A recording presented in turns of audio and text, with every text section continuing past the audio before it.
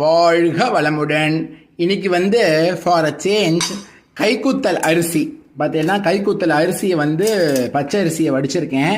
அதுக்கு பார்த்தீங்கன்னா சூப்பராக ஒரு எலுமிச்சப்பழம் ரசம் பைத்தம்பருப்பு போட்டு பண்ணியிருக்கேன்.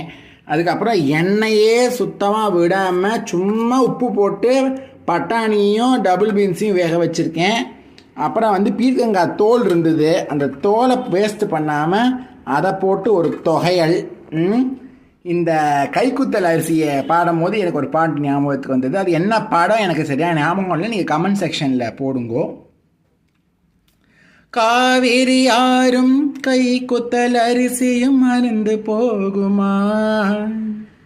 லலலலலலா, ஐ திங்க் இட் இஸ் பல்லேலக்கா பல்லேலக்கா சேரத்துக்கா.